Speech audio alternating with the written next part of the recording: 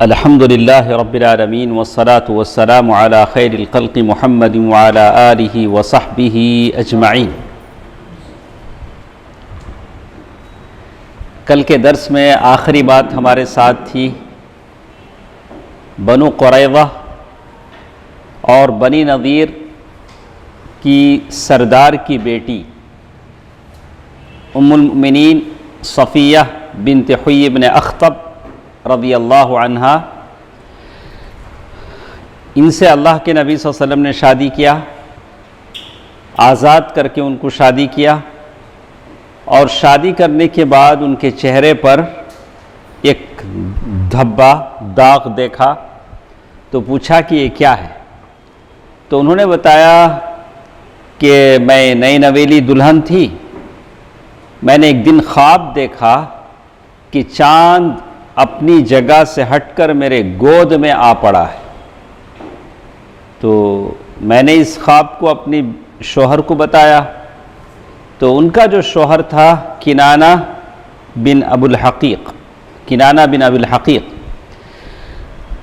تو اس نے نئی نویلی دلہن کا بھی لحاظ نہیں کیا، فوراً ایک تھپڑ رسید کر دیا اور یہ کہنے لگا کہ کیا تو اس بادشاہ کا خواب دیکھتی ہے جو مدینے میں؟ تو اللہ کے نبی صلی اللہ علیہ وسلم اس سے مراد تھے، تو جیسے انہوں نے خواب دیکھا تھا اللہ تعالیٰ نے ویسے ہی کیا، ان کی شادی اللہ کے نبی صلی اللہ علیہ وسلم سے ہو گئی۔ اس کے بعد ایک اور واقعہ ہمارے ساتھ ہے، زہر آلود بکری کا واقعہ۔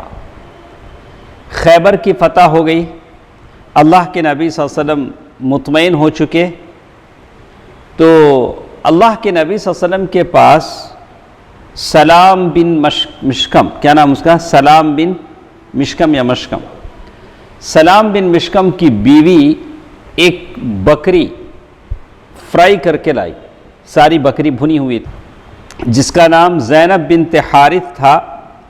آپ صلی اللہ علیہ وسلم کے پاس بھنی ہوئی بکری کا ہدیہ بھیجا۔ ادریس بھائی سے پوچھیں کبھی کھائے کہ نہیں؟ کیا؟ بھنی ہوئی بکری کا ہدیہ۔ ایک آدھ ٹکڑے تو کھا لیتے ہیں، یہاں کیسی بات ہے؟ پوری بکری کی بات ہے، ہاں، جیسے مندی وغیرہ میں ڈالتے ہیں۔ تو اللہ کے نبی صلی اللہ علیہ وسلم کے پاس بھیجا گیا، تو اس عورت نے زینب بنت حارث جو سلام بن مشکم کی بیوی تھی، اس نے پوچھ رکھا تھا، جان رکھا تھا کہ اللہ کے نبی صلی اللہ علیہ وسلم کو بکری کے یا بکرے کے گوشت کا سب سے پسندیدہ پارٹ کون سا ہے؟ کون سا ہے؟ ہاتھ کا دستہ، اسے کیا بولیں گے؟ دستہ۔ تو کہتے ہیں تو اس نے کیا کیا، پوری بکری میں سے اسی دستے میں زہر ملایا، دستے کا جو حصہ ہے اسی میں کیا کیا، زہر ملایا، خوب زہر ملا دیا تھا، اور باقی حصے کو اس نے زہر آلود کر دیا تھا۔ پھر اسے لے کر اللہ کے نبی صلی اللہ علیہ وسلم کے پاس آئی اور آپ کے سامنے رکھا، تو اللہ کے نبی صلی اللہ علیہ وسلم نے دستے کا ایک ٹکڑا اٹھایا اور اسے منہ میں ڈال کر چبانا چاہا۔ اللہ کے نبی صلی اللہ علیہ وسلم نے منہ میں ڈال کر اس کو چبانا چاہا، پھر تھوک دیا۔ اللہ کے نبی صلی اللہ علیہ وسلم نے اس کو کیا کر دیا؟ تھوک دیا۔ پھر فرمایا کہ یہ ہڈی مجھے بتلا رہی ہے کہ اس میں زہر ملا دیا گیا ہے۔ سبحان اللہ، کیا بولا اللہ کے نبی نے؟ یہ ہڈی مجھے بتلا رہی ہے کہ اس میں کیا ملا دیا گیا ہے؟ زہر ملا دیا گیا ہے۔ اس کے بعد آپ صلی اللہ علیہ وسلم نے سلام بن مشکم، یہودی تھا، اس کی بیوی زینب بنت حارث کو بلایا اور پوچھا کہ کیا تم نے زہر ملایا ہے؟ اس نے اقرار کر لیا۔ آپ صلی اللہ علیہ وسلم نے پوچھا کہ تم نے ایسا کیوں کیا؟ ایسا کرنے کا مقصد کیا ہے؟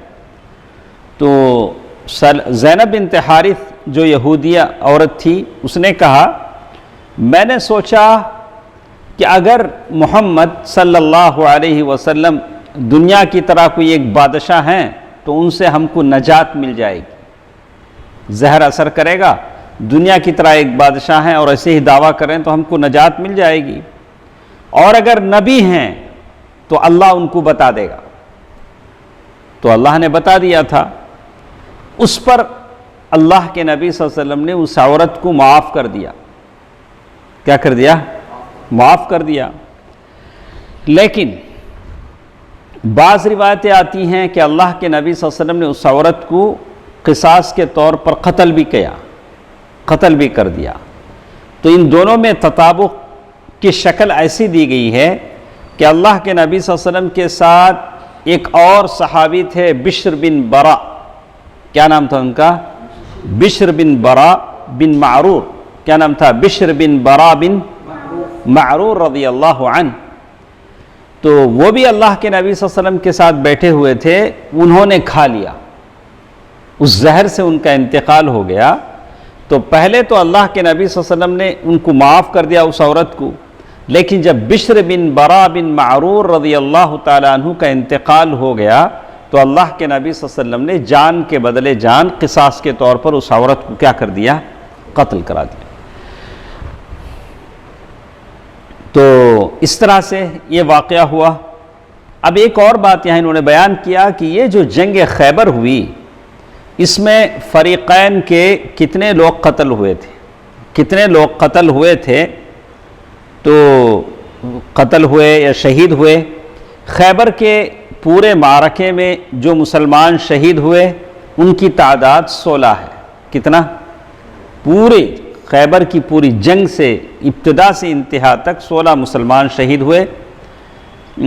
4 قریش سے تھے، یہ قبیلہ اشجع سے، یہ قبیلہ اسلم سے، یہ خیبر والوں سے اور باقی انصار سے. ایک قول یہ بھی ہے کہ ان معرکوں میں کل 18 مسلمان شہید ہوئے. الگ الگ باتیں ہیں. اور یہود کے 90 پر 3 آدمی قتل ہوئے. 90 پر 3 آدمی اس میں قتل ہوئے. اس کے بعد ایک اور چیز جو ہم لوگ سننے جا رہے ہیں، فدق کے علاقے کے بارے میں. فدق کا جو ذکر ہے آپ اکثر ہمیشہ سنتے ہیں. یہ رافضی شیعہ اس کا بہت زیادہ ذکر کرتے ہیں کہ باغ فدق جو اللہ کے نبی صلی اللہ علیہ وسلم کا تھا، اللہ کے نبی صلی اللہ علیہ وسلم کی بیٹی فاطمہ رضی اللہ عنہا، فاطمہ الزہرا کا حق بنتا تھا. اس حق سے ابو بکر رضی اللہ تعالیٰ عنہ نے محروم کیا. کس کو؟ فاطمہ رضی اللہ تعالیٰ عنہ کو نہیں دیا.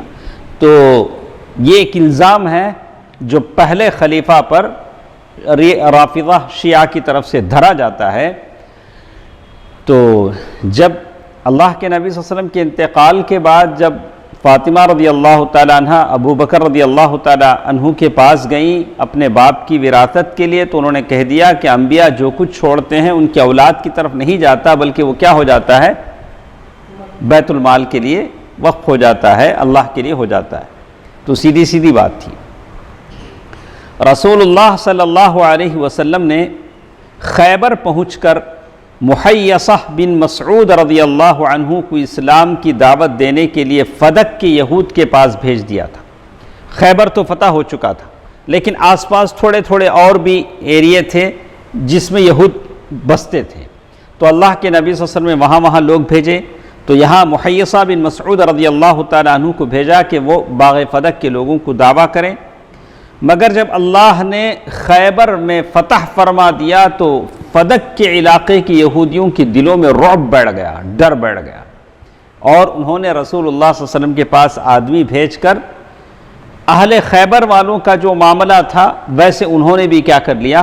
مصالحت کر لی کہ آپ کے علاقے میں ہم کام کریں گے، آدھی پیداوار کیا کیجئے؟ ہم کو دے دیجئے.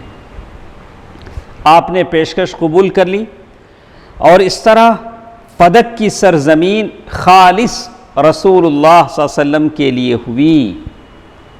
مال فیض ہے. اللہ کے نبی صلی اللہ علیہ وسلم کا پورا علاقہ کس کا تھا؟ کیونکہ مومنوں نے وہاں گھوڑے نہیں دوڑائے، مومنوں نے وہاں جنگ نہیں کی، صرف بغیر جنگ کے سارا فدق کا علاقہ کیا ہو گیا؟ فتح ہو گیا. یعنی اسے تلوار کے زور پر فتح نہیں کیا گیا تھا، وہ کون سا علاقہ تھا؟ باغ فدق۔ اسی طرح ایک اور علاقہ تھا وادی القرا۔ وادی القرا، رسول اللہ صلی اللہ علیہ وسلم خیبر سے فارغ ہوئے تو وادی القرا تشریف لے گئے، تو خیبر کے بعد باغ فدق، فدق کا جو علاقہ تھا وہاں بھی یہودی تھے، وادی القرا میں بھی یہودی تھے۔ تو جب مسلمان اس علاقے میں اترے تو وہاں کے لوگوں نے تیروں سے استقبال کیا، یعنی تیر چلائے، وہ پہلے سے سب بندی کیے ہوئے تھے۔ تو رسول اللہ صلی اللہ علیہ وسلم کا یہ غلام مارا گیا، ان کی تیروں سے کیا ہوا؟ اللہ کے نبی صلی اللہ علیہ وسلم کا یہ غلام مارا گیا۔ اور یہ غلام کیا کر رہا تھا؟ اللہ کے نبی صلی اللہ علیہ وسلم کی اونٹنی کے اوپر کچاوا جو ہے سیٹ کر رہا تھا۔ اچانک تیر آیا دشمنوں کا، لگ گیا۔ اب لوگوں نے کہا کہ ماشاءاللہ کتنا خوش نصیب ہے، کتنا خوش نصیب ہے کہ اللہ کے نبی صلی اللہ علیہ وسلم کا خادم ہے، تیر آیا اور شہید ہو گیا، جنتی ہے، جنت مبارک ہو۔ لیکن ایک طرف لوگ جنت کی مبارک بادی دے رہے ہیں، لیکن زبان رسالت صلی اللہ علیہ وسلم کہہ رہے کہ ہرگز نہیں۔ سارے لوگ پریشان، ارے ایک ایسا آدمی جو اللہ کے نبی صلی اللہ علیہ وسلم کی سواری پر کجاوا کس رہا ہو اور اللہ کے نبی صلی اللہ علیہ وسلم کا خادم ہو اور تیر لگ کر شہید ہو گیا ہو، یعنی جس کی جان چلی گئی ہو، اور لوگ سمجھ رہے ہیں کہ وہ جنتی ہے، لیکن نبی رحمت کی زبان کہہ رہی کہ ہرگز نہیں۔ یہ کیسے؟ تو اللہ کے نبی صلی اللہ علیہ وسلم نے فرمایا، اس ذات کی قسم جس کے ہاتھ میں میری جان ہے، اس نے جنگ خیبر میں مال غنیمت کی تقسیم سے پہلے جو چادر چرائی تھی وہ آگ بن کر اس پر بھڑک رہی ہے۔ مال غنیمت ابھی نہیں بٹا، اس سے پہلے اس نے ایک کمبل یا چادر چرا لیا تھا، وہ چادر آگ بن کر کیا ہو رہا ہے؟ اس پر بھڑک رہا ہے۔ تو ہم لوگ کیا کرتے ہیں؟ اللہ کے مال میں سے تھوڑی چیز کو کچھ نہیں سمجھتے ہیں، اس سے کیا بھی فرق نہیں پڑتا، 50-100 روپے کی بات ہے، کوئی فرق پڑنے والا نہیں۔ تو وہ زمانے میں کمبل کتنا کرتا ہوگا، کیا قیمت رہی ہوگی؟ تو بہرحال اللہ سے ڈرنا چاہیے مجھے اور آپ کو۔ کہتے ہیں لوگوں نے نبی صلی اللہ علیہ وسلم کی یہ بات سنی تو ایک آدمی ایک تسمہ یا 2 تسمے لے کر آپ کی خدمت میں حاضر ہوا۔ اللہ کے نبی صلی اللہ علیہ وسلم نے جب یہ سنا، اللہ کے نبی صلی اللہ علیہ وسلم نے جب یہ کہا کہ وہ کمبل اسے جلا رہا ہے، تو کچھ صحابہ تسمہ لے لیے تھے۔ تسمہ کا مطلب شو کے اوپر وہ کالا ڈور رہتا نا، کیا ہوتا ہے لے، وہ زمانے میں جلد کا چمڑے کا ہوتا تھا، شو باندھنے کا۔ وہ صحابہ ایسے معمولی سمجھ کے لے لیے تھے، جیسے آج کل لوگ پین لے لیتے ہیں، میرے جیب میں اچھا پین آیا میں کسی کو دیا، وہ صاحب اسی کو لے کے کیا ہو گئے؟ اڑن تشتری ہو گئے۔ ہاں، کسی کی واچ لے لیا، کسی کا پین لے لیا، کسی کی چپل لے لیے، ہاں بولے کہ پسند آیا تو لے لیے۔ تو اور کیا لیے؟ چپل بھی لے لیتے ہیں لوگ، تو ایسا لے لیتے ہیں، معمولی سمجھتے ہیں۔ صحابہ کرام نے اس زمانے میں لا کر واپس کرنا شروع کیے۔ بولا اللہ کے نبی صلی اللہ علیہ وسلم نے فرمایا ایک تسمہ یا 2 تسمے آگ کے ہیں، یہ جو ڈور ہیں یہ کس کے ہیں؟ آگ کے۔ اگر یہ واپس نہیں کرتے تو یہ بھی کیا ہو جاتے؟ آگ کے۔ تو زندگی میں بہت ساری چیزوں کو ہم معمولی سمجھتے ہیں، ایسے جیب میں ہاتھ ڈالا لے لیا، نہیں، اس کی کوئی گنجائش نہیں ہے۔ یا تو آپ ان سے کاروبار کرنا، خرید و فروخت کرنا، یا تو انہوں ہدیہ دینا۔ ہدیے میں بھی، گفٹ میں بھی ذرا لوگ زبردستی گفٹ لیتے، دینے والا دینے کی نیت نہیں رکھتا، یا اسے یہ لوگ خود اوپر پڑھ کو کیا کرتے ہیں؟ زبردستی لیتے، یا وراثت میں لینا، ایسے ہی یہ ہیں۔ اس کے بعد نبی صلی اللہ علیہ وسلم نے جنگ کے لیے صحابہ کرام کی ترتیب اور صف بندی کی۔ یہ کہاں کے لیے؟ کہاں کے لیے؟ جنگ وادی القرا کے لوگوں کے لیے۔ تو لشکر کا، پورے لشکر کا جھنڈا سعد بن عبادہ کے حوالے کیا رضی اللہ عنہ۔ ایک جھنڈا حباب بن منذر کو دیا، اور تیسرا جھنڈا عبادہ بن بشر کو دیا، 3 جھنڈے ہو گئے۔ اس کے بعد آپ صلی اللہ علیہ وسلم نے یہودیوں کو اسلام کی دعوت کی۔ اللہ کے نبی صلی اللہ علیہ وسلم کا یہ معمول تھا، کچھ بھی کرنے سے پہلے کیا کرتے تھے؟ اسلام کی دعوت دیتے تھے۔ انہوں نے قبول نہ کیا اور ان کا ایک آدمی میدان جنگ میں اترا، ادھر سے حضرت زبیر بن عوام رضی اللہ تعالی عنہ نمودار ہوئے، اس کا کام تمام کر دیا۔ کون؟ زبیر بن عوام رضی اللہ تعالی عنہ۔ کون تھی ان کی بیوی؟ زبیر، اسما رضی اللہ عنہ۔ آخری عمر میں دونوں میں کچھ انبن ہوئی، وہ الگ رہنے لگے اپنے بیٹے عبداللہ بن زبیر کو لے کر، زبیر رضی اللہ تعالی عنہ الگ رہنے لگے۔ زبیر بن عوام رضی اللہ تعالی عنہ نے اس کو قتل کر دیا۔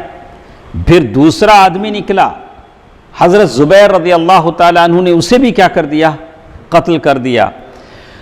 اس کے بعد ایک اور آدمی میدان میں آیا، اس کے مقابلے کے لیے حضرت علی رضی اللہ تعالی عنہ نکلے، اسے قتل کر دیا۔ اس طرح رفتہ رفتہ وادی القریٰ کے لوگوں کے 11 آدمی مارے گئے۔ کتنے؟ 11 یہودی قتل ہوئے۔ تو کہتے ہیں جب ایک آدمی مارا جاتا تو نبی صلی اللہ علیہ وسلم باقی یہودیوں کو اسلام کی دعوت دیتے۔ دیکھیے ماشاءاللہ کیا دعوتی زندگی اللہ کے نبی کی ہے، یعنی ایک آدمی اگر مارا جاتا تو پھر نئے سرے سے دعوت، یعنی اس کی موت نے شاید ان لوگوں پر کچھ اثر کیا ہو، پھر اور ایک بار دعوت۔ دیکھیے کیسی کیسی باتیں۔ اس دن جب نماز کا وقت ہوتا، آپ صلی اللہ علیہ وسلم صحابہ کرام کو نماز پڑھاتے، پھر پلٹ کر یہود کے بالمقابل چلے جاتے اور انہیں اسلام اللہ اور اس کے رسول کی دعوت دیتے، پھر لڑائی ہوتی، کنٹینیوس لڑائی ہوتی، پھر واپس آتے، نماز پڑھتے، پھر جاتے، پھر دعوت دیتے، پھر لڑائی ہوتی، ایسے ہی معاملہ تھا۔ دوسرے دن صبح آپ پھر تشریف لے گئے، لیکن ابھی سورج اوپر تک نہیں آیا تھا، سارے وادی القریٰ کے یہودی آئے، ہاتھوں میں جو کچھ تھا مسلمانوں کے سامنے ڈال دیا۔ تو مطلب یہ ہوا کہ آپ صلی اللہ علیہ وسلم نے وادی القریٰ کے علاقے کو بزور طاقت فتح کیا تھا، اللہ تعالیٰ نے اس کی فتح مندی دی تھی۔ رسول اللہ صلی اللہ علیہ وسلم نے وادی القریٰ میں 4 روز قیام فرمایا۔ اب پہلے سے ہم لوگ پڑھتے آئے ہیں، جب بھی اللہ تعالیٰ اللہ کے نبی کو کسی علاقے میں فتح مندی دیتے، اللہ کے نبی وہاں 3 دن تک کیا کرتے؟ ٹھہرتے، اور جو مال غنیمت ہاتھ آیا اسے صحابہ کرام پر تقسیم کر دیا۔ البتہ زمین اور کھجور کے باغات کو یہود کے ہاتھ میں رہنے دیا، خیبر جیسا معاملہ طے کر لیا۔ تو ہم لوگ کیا کیا پڑھ لیے ہیں؟ خیبر، فدق، وادی القریٰ، تیمہ، یہ سب ابھی بھی نام ہیں۔ تیمہ، تو تیمہ کی یہودیوں کو جب خیبر، فدق، اب تیمہ کے جو یہودی تھے ان کو معلوم ہوا اچھا خیبر فتح ہو گیا، فدق فتح ہو گیا، وادی القریٰ فتح ہو گیا، تو اب وہ سوچے اچھا یہی ہے کہ ہم لوگ خود آگے بڑھ کر کیا کریں؟ سرنڈر ہو جائیں۔ تو ایک آدمی بھیج کر انہوں نے اپنے آپ کو حوالے کر دیا، اور اللہ کے نبی صلی اللہ علیہ وسلم نے ان کے لیے ویسے خط لکھ دیا کہ یہ معاہدہ جاری رہے گا، جیسے یہودی خیبر کے لیے ہے ویسے ہی تیمہ والوں کے لیے بھی ہے۔ اس کے بعد یہ سارے علاقے جو یہودی تھے، خیبر، فدق، وادی القریٰ، تیمہ، وادی القریٰ کے بعد تیمہ ہے، اور کوئی علاقہ تو ہے نہیں۔ تو اس کے بعد اللہ کے نبی صلی اللہ علیہ وسلم مدینے کو واپس ہو رہے ہیں۔ واپسی کے دوران اللہ کے نبی صلی اللہ علیہ وسلم ایک وادی کے قریب پہنچے تو صحابہ کرام بلند آواز سے اللہ اکبر لا الہ الا اللہ کہنے لگے، بلند آواز سے۔ رسول اللہ صلی اللہ علیہ وسلم نے فرمایا کہ آپ اپنے آپ میں نرمی کرو، تم لوگ کسی بہرے اور غائب کو نہیں پکار رہے ہو، ایسا چیخنے کی ضرورت نہیں ہے، بلکہ اس ہستی کو پکار رہے ہو جو سننے والی اور قریب ہے۔ اللہ کو ہم پکارتے ہیں مناجات سے، جہاں زور سے پکارنا ہے اذان ہے، اذان آہستہ قرات سے دیں گے تو کوئی یہ نہیں ہوگا، اذان زور سے بولنے کی چیز، اسے زور سے بولنا ہی ہے، ٹھیک ہے، جیسے عمران دیتے ہیں اذان، اچھا اللہ قبول فرمائے، ہاں اللہ، اچھا تو ایسا ہوتا ہے شادی کے بعد، مطلب تو اللہ تعالیٰ اور طاقت دے، قوت دے، اللہ تعالیٰ برکت دے، ہاں اللہ تعالیٰ قبول فرمائے۔ کہتے ہیں تو نیز اثناء راہ میں، تو کہتے ہیں کہ راستے میں سفر جاری ہے، رات بھر سفر جاری رکھنے کے بعد اللہ کے نبی صلی اللہ علیہ وسلم دیکھیے، یہاں آپ ہی کے دیکھیے کیسی حدیث ہے، رات بھر اللہ کے نبی صلی اللہ علیہ وسلم سفر کر رہے ہیں، راستے میں ایک جگہ پڑاؤ ڈالیں، اللہ کے نبی صلی اللہ علیہ وسلم نے حضرت بلال ادا دینے کی ذمہ داری کس کی؟ بلال رضی اللہ تعالیٰ۔ اللہ کے نبی صلی اللہ علیہ وسلم نے بلال رضی اللہ تعالیٰ عنہ کو تاکید فرمایا کہ ہمارے لیے رات پر نظر رکھنا، رات میں فجر کے وقت اذان دینے کی ذمہ داری کس کی ہے؟ آپ کی ہے، بھلے ہم تھک گئے ہیں لیکن آپ خیال رکھیں، یعنی صبح ہوتے ہی نماز کے لیے بیدار کر دینا۔ لیکن بلال رضی اللہ تعالیٰ عنہ بھی انسان تھے عام آدمیوں کی طرح، ان کی آنکھ بھی لگ گئی، وہ بھی کیا ہو گئے؟ سو گئے۔ وہ اپنی سواری کے ساتھ ٹیک لگائے بیٹھے تھے، ایسا ٹیک لگا کے دیکھ رہے تھے، یہاں سے سورج کا وہ شعاعیں، یا وہ حساب سے وہ زمانے میں جیسے فجر کا وقت کیسے پتہ چلتا تھا ان کو معلوم تھا، لیکن ٹیک لگ کر کیا ہو گیا؟ سو گئے۔ پھر کوئی نیند سے نہیں جاگا یہاں تک کہ دھوپ آ گئی، دھوپ آنے تک سوتے رہے۔ اس کے بعد سب سے پہلے جس کی نیند کھلی وہ اللہ کے نبی صلی اللہ علیہ وسلم تھے۔ اللہ کے نبی صلی اللہ علیہ وسلم نے پھر لوگوں کو بیدار کیا، پھر اللہ کے نبی صلی اللہ علیہ وسلم اس وادی میں جہاں قیام کیا تھا اس کو چھوڑ کر کیا کرے؟ ذرا دور گئے، وہاں سے نکل کر تھوڑے جہاں سو گئے تھے ذرا دور گئے، پھر لوگوں کو فجر کی نماز پڑھائی، پھر سارے لوگوں کو کیا کیا؟ فجر کی نماز پڑھائی۔ کہا جاتا ہے کہ یہ واقعہ کسی دوسری سفر میں پیش آیا تھا، وہ دونوں طرح کی روایتیں ہیں۔ خیبر کے معرکوں کی تفصیلات پر غور کرنے سے معلوم ہوتا ہے کہ نبی صلی اللہ علیہ وسلم کی واپسی یا تو 7 سن ہجری کے سفر کے آخر میں ہوئی تھی یا ربیع الاول کے مہینے میں۔ اس کے بعد اور بھی کچھ سریے ہوئے ہیں۔ سریہ ابان بن سعید نبی صلی اللہ علیہ وسلم کے سپہ سالار، اللہ کے نبی صلی اللہ علیہ وسلم کے جو سپہ سالار تھے وہ اچھی طرح جانتے تھے کہ حرمت کے مہینوں کے ختم ہونے کے بعد مدینے کو مکمل طور پر خالی چھوڑ دینا ہوش مندی کے خلاف ہے، اس لیے کہ آس پاس کے جو بدو تھے حرمت کے مہینوں کے فوری بعد کیا کرتے تھے؟ حملہ کرتے تھے۔ ایسے وقت میں مدینے کو سپاہیوں سے خالی کر دینا تھوڑا اندیشے والی بات تھی۔ حالت یہ تھی کہ مدینے کے آس پاس ایسے بدو مقیم ہیں جو لوٹ مار اور ڈاکہ زنی کے لیے مسلمانوں کی غفلت کی منتظر ہیں۔ اسی لیے جن دنوں میں آپ صلی اللہ علیہ وسلم خیبر تشریف لے گئے تھے انہی دنوں میں آپ صلی اللہ علیہ وسلم نے بدوؤں کو خوف زدہ کرنے کے لیے ابان بن سعید رضی اللہ عنہ کی کمان میں نجد کی طرف ایک سریہ بھیج دیا تھا۔ ابان بن سعید رضی اللہ عنہ اپنا فرض ادا کر کے واپس آئے تو نبی صلی اللہ علیہ وسلم سے خیبر میں ملاقات فرمائی۔ اس وقت آپ خیبر فتح فرما چکے تھے۔ اس کے بعد ایک اور چیز ہمارے ساتھ ہے، غزوہ ذات الرقاع۔ غزوہ ذات الرقاع 7 سن ہجری، کتنا؟ 7 سن ہجری۔ اللہ کے نبی صلی اللہ علیہ وسلم احزاب خندق کے موقع پر جو لوگ لڑنے کے لیے آئے تھے وہ 3 طرح کے لوگ تھے۔ ایک قریش، دوسرے نجد کے علاقے کے لوگ غطفان وہ، اور تیسرے وہ لوگ تھے، یعنی اللہ کے نبی صلی اللہ علیہ وسلم نے تینوں کو توڑ کر فارغ ہو گئے، یعنی تیسرا وہ بدو تھے جو نجد کے صحرا میں خیمہ زن تھے اور لوٹ مار کی کاروائیاں کرتے تھے۔ تو مشکل کیا تھا؟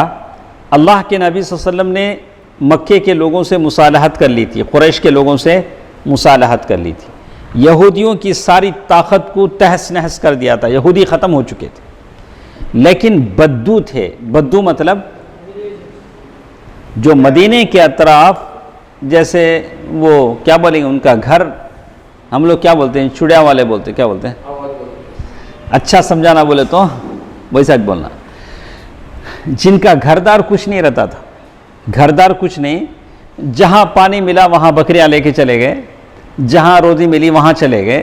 یہ مدینے کے اطراف کچھ ایسے لوگ بس رہے تھے، یہ لوگ ڈاکہ زنی کرتے تھے، موقع ملتے ہی آ کے ڈاکہ ڈالتے تھے۔ تو ان کا معاملہ تھا، ان کا رہن سہن مکانات اور قلعوں کے اندر نہیں تھا، اگر ایسا رہتا تو ان کو مٹانا آسان تھا۔ اس لیے اہل مکہ اور خیبر والوں کی بنسبت ان پر قابو پا لینا اور ان کے شر و فساد کی آگ کو بجھا دینا سخت دشوار تھا، بہت بڑا کام تھا۔ تو ان کے لیے کیا کر سکتے تھے؟ صرف جب جا کے حملہ کر دینا، ان کی تادیبی کارروائی کرنا۔ لیکن آج اگر یہ لوگ ادھر رہتے تھے، کل کہیں اور جگہ چلے جاتے، ایسی عجیب حالت ان کی تھی۔ ان بدوؤں پر رعب دبدبہ قائم کرنے کے غرض سے اللہ کے نبی صلی اللہ علیہ وسلم جب فوجوں کو بھیجتے تھے، تو امام بخاری رحمہ اللہ نے یہ غزوے کا ذکر کیا ہے، غزوہ ذات الرقاع۔ اس غزوے کا نام کیا ہے؟ ذات الرقاع۔ ایسا نام کیوں ہے؟ انشاءاللہ وہ آئے گا، ہم بولتے ہیں۔ ابو موسیٰ اشعری رضی اللہ تعالی عنہ بھی اس میں شریک تھے۔ تو معلوم یہ ہوتا ہے کہ خیبر کے بعد ہی یہ بات ہوئی تھی۔ تو اس کے موقع پر کہتے ہیں کہ نبی صلی اللہ علیہ وسلم نے قبیلہ انمار یا بنو غطفان کی دو شاخوں، بنی ثعلبہ اور بنی محارب کے مل جانے، دونوں مل گئے تھے۔ تو اللہ کے نبی صلی اللہ علیہ وسلم نے جب سنا کہ مسلمانوں کے خلاف یہ قبیلے جمع ہو رہے ہیں، تو مدینے کا انتظام ابو ذر رضی اللہ عنہ یا عثمان بن عفان رضی اللہ تعالی عنہ کے حوالے کیا، اور 400 یا 700 صحابہ کرام کے ساتھ نجد کے علاقوں کا رخ کیا۔ پھر مدینے سے 2 دن کے فاصلے پر مقام نخل میں پہنچ کر بنو غطفان سے سامنا ہوا، لیکن جنگ نہیں ہوئی۔ البتہ اس موقع پر اللہ کے نبی صلی اللہ علیہ وسلم نے صلاۃ خوف پڑھائی، ڈر کی نماز جو جنگ میں پڑھی جاتی ہے، اللہ کے نبی صلی اللہ علیہ وسلم۔ صحیح بخاری میں ابو موسیٰ اشعری رضی اللہ تعالی عنہ سے روایت ہے۔ ابو موسیٰ اشعری رضی اللہ تعالی عنہ کب آئے مدینہ؟ اس سے پہلے کہاں تھے؟ ابی سینا میں تھے۔ خیبر کے وقت مدینہ آئے۔ تو معلوم یہ ہوتا ہے کہ غزوہ ذات الرقاع کب ہوا؟ خیبر کے بعد ہوا۔ اور اس میں ابو ہریرہ رضی اللہ تعالی عنہ بھی تھے۔ ابو ہریرہ کب آئے؟ خیبر کے بعد آئے۔ تو کہتے ہیں کہ ہم لوگ رسول اللہ صلی اللہ علیہ وسلم کے ساتھ نکلے، ہم 6 آدمی تھے اور ایک ہی اونٹ تھا۔ لوگ کتنے ہیں؟ 6۔ سوار ہونے کے لیے اونٹ کتنے ہیں؟ 1۔ سواری کے لیے اونٹ کتنے ہیں؟ 1۔ سوار ہونے والے کتنے ہیں؟ 6۔ کیسے سوار ہونا؟ باری باری سوار ہونا، تمہیں وہاں تک، میں یہاں تک۔ تو یہاں باری باری تھے۔ اللہ کے نبی صلی اللہ علیہ وسلم کے ساتھ جو جا رہے ہیں کتنا؟ 6 آدمی ہیں، 1 اونٹ ہے۔ اللہ اکبر۔ ابو موسیٰ اشعری رضی اللہ تعالیٰ عنہ کہتے ہیں کہ اس سے ہمارے قدم چھلنی ہو گئے۔ کتنا چلیں گے؟ قدم کیا ہو گئے؟ چھل گئے پورے۔ اللہ اکبر۔ جزا اللہ عنا خیر الجزا، جزاہم اللہ خیرہ۔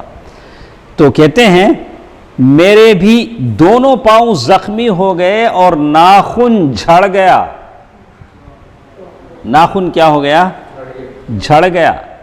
ناخن تھوڑا مار لگا، ہلنے لگا تو کیا حالت ہوتی معلوم ہے؟ اگر وہ ناخن جھڑ جائے. اللہ اکبر. رضی اللہ عنہم ورضوا عنہ. چنانچہ ہم لوگ اپنے پاؤں پر چتھیڑے لپیٹتے رہے، یعنی کپڑے کے ٹکڑے کیا کرتے رہے؟ کیا بھی نہیں پاؤں میں، پاؤں. اسی لیے اس کا نام ذات الرقاع، چتھیڑوں والا، چندیاں بولتے نہیں، کیا بولتے کپڑوں کے؟ وہ لپیٹتے رہے، وہ نام پڑ گیا. کیونکہ ہم نے اس غزوے میں اپنے پاؤں پر کپڑوں کے چتھیڑے اور پٹیاں باندھ اور لپیٹ رکھی تھیں. رضی اللہ عنہم ورضوا عنہ. تو اسی لیے اس غزوے کا نام کیا تھا؟ غزوہ ذات الرقاع. اور ایک چیز بتاتے ہیں، صحیح بخاری میں حضرت جابر رضی اللہ تعالیٰ عنہ سے یہ بھی روایت ہے کہ ہم لوگ ذات الرقاع میں نبی صلی اللہ علیہ وسلم کے ساتھ تھے. دستور یہ تھا، ہمارا طریقہ یہ تھا کہ سفر میں اگر ایک درخت ایسا مل جاتا تو ہم سارے لوگ ہٹ جاتے، اس درخت کے سائے میں اللہ کے نبی صلی اللہ علیہ وسلم آرام کرتے صلی اللہ علیہ وسلم. تو ایک بار نبی صلی اللہ علیہ وسلم نے پڑاؤ ڈالا اور لوگ درخت کا سایہ حاصل کرنے کے لیے ادھر ادھر کانٹے دار درختوں کے درمیان بکھر گئے، اس لیے کہ سایہ ہونا تھا. رسول اللہ صلی اللہ علیہ وسلم بھی ایک درخت کے نیچے اترے اور اسی درخت سے تلوار لٹکا کر سو گئے. حضرت جابر رضی اللہ تعالیٰ عنہ فرماتے ہیں کہ ہمیں ذرا سی نیند آئی، اتنے میں ایک مشرک نے آ کر رسول اللہ صلی اللہ علیہ وسلم کی تلوار ہاتھ میں لیا اور بولا تم مجھ سے ڈرتے ہو؟ اللہ کے نبی صلی اللہ علیہ وسلم سو رہے ہیں، اللہ کے نبی صلی اللہ علیہ وسلم کی تلوار لے لیا، بولا کہ تم مجھ سے ڈرتے ہو؟ آپ صلی اللہ علیہ وسلم نے فرمایا کہ نہیں. اللہ کے نبی نے کیا کہا؟ نہیں. اللہ سے ڈرنے والا اللہ تعالیٰ خود کہتا ہے، اللہ کے نبی صلی اللہ علیہ وسلم نے خود کہا انی لاخشاکم للہ واتقاکم، انی لاخشاکم واتقاکم للہ، میں تم لوگوں میں سب سے زیادہ اللہ سے ڈرنے والا ہوں. تو اللہ کے نبی صلی اللہ علیہ وسلم سے سوال اس نے کیا تو اللہ کے نبی نے کہا کہ نہیں. تو اس نے کہا کہ اچھا چلو تب تمہیں مجھ سے اب کون بچائے گا، تمہاری تلوار میرے ہاتھ میں ہے. تو آپ صلی اللہ علیہ وسلم نے فرمایا اللہ، کیا بولے؟ اب سمجھ میں آیا اللہ اکبر میں کیا بات ہے؟ کیوں اس لڑکی نے کہا اللہ اکبر؟ اللہ اکبر میں کیا تاثیر ہے، سمجھ میں آیا؟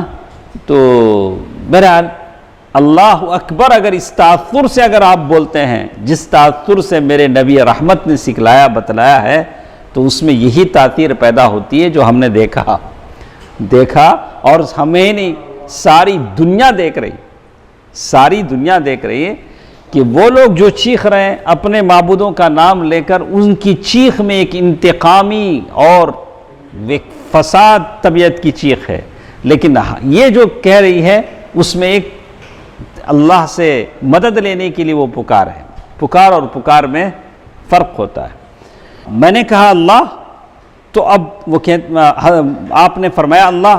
حضرت جابر اور ایک روایت میں وہ بیان کرتے کہتے ہیں کہ میں نے کہا اللہ، تو اب یہ وہی شخص بیٹھا ہوا ہے، پھر آپ نے اس سے اظہار غصہ نہیں کیا. اچانک بعض روایتیں آتی ہیں کہ اس کے ہاتھ سے تلوار چھوٹ کر نیچے گر گئی. اللہ کے نبی صلی اللہ علیہ وسلم نے وہ تلوار اٹھا لی اور پھر اسے معاف فرما دیا. جیسے ابو عوانہ کی روایت میں اتنی تفصیل اور ہے کہ جب آپ نے اس کے سوال کے جواب میں اللہ کہا تو تلوار اس کے ہاتھ سے گر پڑی. پھر وہ تلوار رسول اللہ صلی اللہ علیہ وسلم نے اٹھا لی اور فرمایا اب تمہیں مجھ سے کون بچائے گا؟ اس نے کہا آپ اچھے پکڑنے والے ہوئے، یعنی میں نے تو غلط کیا، اب آپ کے ہاتھ میں تلوار ہے تو میرے سے بیٹر آپ بن جاؤ. دیکھیں کیسا اس نے بدلا. تو یعنی احسان کیجئے. آپ صلی اللہ علیہ وسلم نے فرمایا، آپ صلی اللہ علیہ وسلم نے دیکھیے احسان کیجئے، آپ نے فرمایا تم شہادت دیتے ہو کہ اللہ کے سوا کوئی معبود نہیں، میں اللہ کا رسول ہوں. اس نے کہا کہ میں عہد کرتا ہوں کہ آپ سے لڑائی نہیں کروں گا اور نہ آپ سے لڑائی کرنے والوں کا ساتھ دوں گا۔ جابر رضی اللہ تعالیٰ عنہ کا بیان ہے کہ اس کے بعد اللہ کے نبی صلی اللہ علیہ وسلم نے اس کا راستہ چھوڑ دیا۔ اس نے اپنی قوم میں جا کر کہا میں تمہارے پاس سب سے اچھے انسان کے پاس سے آ رہا ہوں صلی اللہ علیہ وسلم۔ تو اور بھی کچھ باتیں ہمارے ساتھ ہیں، اس کو ختم کر لیتے ہیں 2-3 منٹ میں، اس پوری چیز کو ہم ختم کر لیتے ہیں۔ کہتے ہیں صحیح بخاری میں ایک روایت ہے کہ صلاۃ خوف کے بارے میں بتایا گیا کہ کیسے صلاۃ خوف پڑھی جاتی ہے، اس کا طریقہ انہوں نے بتایا۔ اور اسی طرح وہ آدمی جو آیا تھا اس کا نام کیا تھا، تو کہا کہ دعثور تھا، وہ جو آدمی آ کر تلوار نکال رہا تھا اس کے آدمی کے بارے میں فرمایا۔ ایک اور واقعہ جو یہاں بیان ہو رہا ہے وہ اس موقع پر 2 مشہور صحابہ کا ہے، وہ دونوں ہیں عباد بن بشر اور عمار بن یاسر۔ عباد بن بشر اور عمار بن یاسر رضی اللہ عنہما۔ تو اس غزوے سے واپسی میں یہ واقعہ پیش آیا۔ انشاءاللہ کل کے درس میں ہم اس کو سنتے ہیں۔ اللہ تعالی بہتر بات سننے اور عمل کرنے کی توفیق دے، آمین۔ السلام علیکم ورحمۃ اللہ وبرکاتہ۔